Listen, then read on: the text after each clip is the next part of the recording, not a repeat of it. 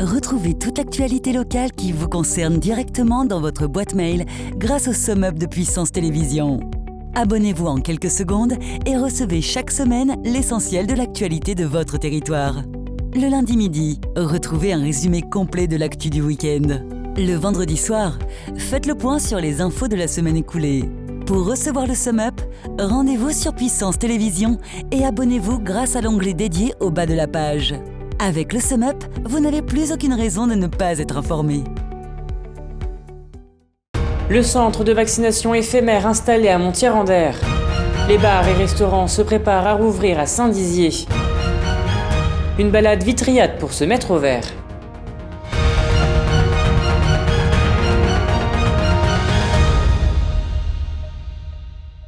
Bonsoir à tous, je suis ravie de vous retrouver pour votre édition de ce mardi 27 avril 2021 et à la demande de la préfecture de la Haute-Marne, le service départemental d'incendie et de secours a mis en place un centre de vaccination éphémère du 27 au 29 avril 2021 à Montier-en-Der, une opération qui rentre dans le cadre de la campagne de lutte contre le virus.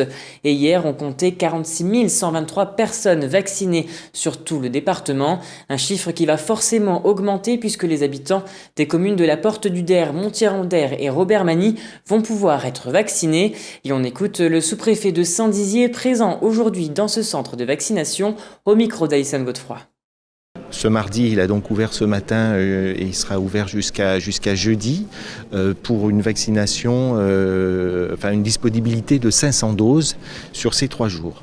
Donc c'est 170 personnes, voire un peu plus, qui passent chaque jour avec une organisation co-construite avec la municipalité qui s'est chargée de mettre à disposition les locaux et de prendre les rendez-vous auprès des personnes à vacciner.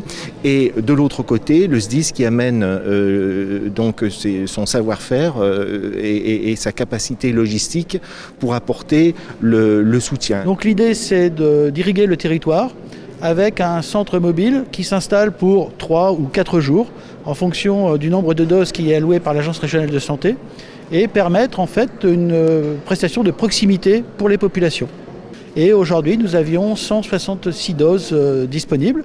Et grâce à la dextérité des infirmiers, nous avons pu faire un peu plus puisqu'on a fait une trentaine de doses supplémentaires. Alors aujourd'hui, 17 personnes ont été mobilisées, donc sous l'autorité du lieutenant Frécon, chef de centre de Langres. Donc en fait, il y a des personnels de tout le département au niveau du SDIS qui viennent composer ce centre de vaccination. Alors la prise de rendez-vous est assurée par la mairie de Montier-en-Der qui connaît sa population et donc en fonction des populations définies comme cibles par les autorités de santé, une liste a été définie et les personnes ont un rendez-vous sur les 3 jours où nous sommes installés ici à Montier-en-Der.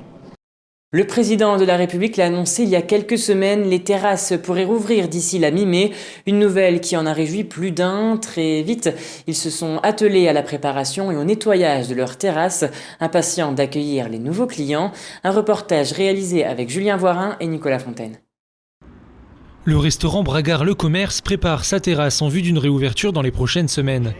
Les 2 propriétaires se montrent optimistes et attendent avec impatience. Passer le balai, sortir les chaises ou encore discuter avec les riverains, un quotidien qu'ils n'avaient plus connu depuis fin octobre. On l'attendait avec impatience parce que je pense qu'on est tous confrontés à la même chose. On se voit, on se croise le matin en tant que bar et restaurant en se disant c'est quand.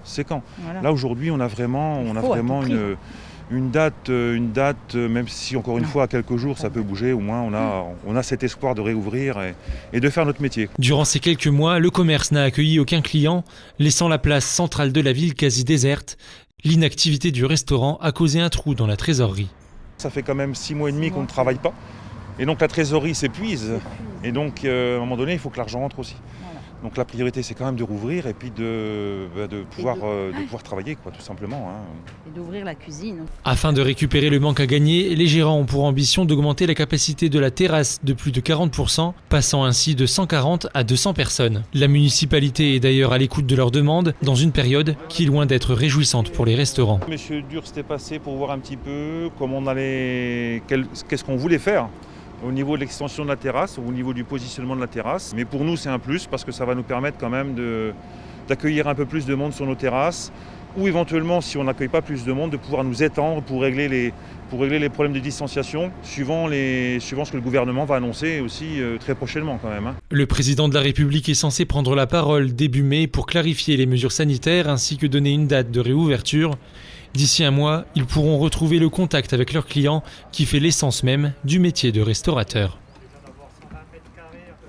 Et poursuivons cette édition avec l'image du jour. Jean-Philippe Font, le nouveau sous-préfet de l'arrondissement de Vitry-le-François, s'est rendu au centre de vaccination de la Cité Rose, en présence de Jean-Pierre Bouquet, maire de la commune, ainsi que des sapeurs-pompiers de la Marne et du docteur Tende, et des services du docteur Dauberton. Et à noter que 118 449 personnes se sont fait vacciner dans le département de la Marne. Et restons à Vitry-le-François puisque ce week-end s'est tenue une marche pour nettoyer les rues de la ville.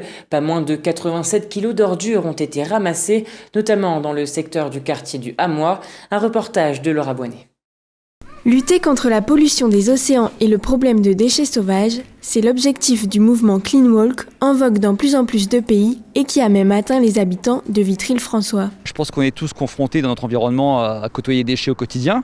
Donc l'idée c'était vraiment de créer un mouvement, une communauté qui effectivement s'engage pour son territoire, tout simplement, sans contrainte et va modestement, par sa contribution, améliorer son environnement.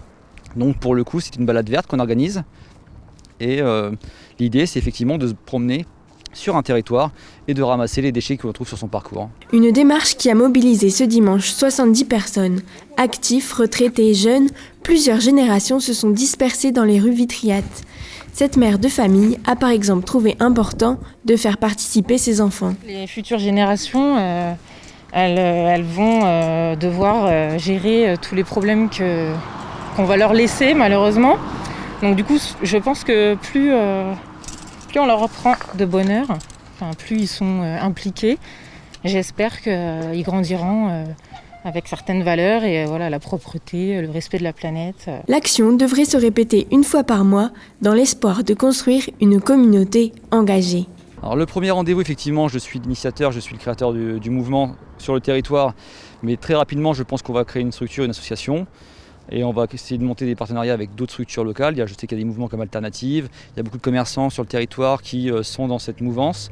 Donc on va essayer de fédérer en fait tous ces acteurs-là autour d'une structure locale justement pour organiser ce type d'événements et d'ailleurs d'autres choses à côté. Les volontaires espèrent donc montrer l'exemple afin de réussir à travers l'engagement citoyen et l'aide des agents des collectivités à obtenir un environnement sain.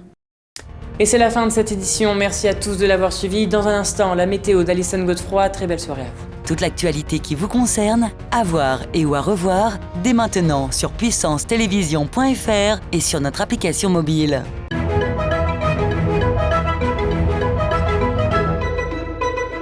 Bonsoir à tous. Demain matin, l'instabilité évoluera au cours de la journée avec du beau temps, peu nuageux sur l'ensemble du triangle, mais aussi à Chaumont. Et c'est demain après-midi que ça se gâte avec un ciel pluvieux. Quelques averses sont à prévoir. Côté température, il fera entre 15 et 17 degrés. Demain, mercredi 28 avril, nous fêterons les Valéries et nous gagnerons 3 minutes de soleil. Très bonne soirée avec Puissance Télévision.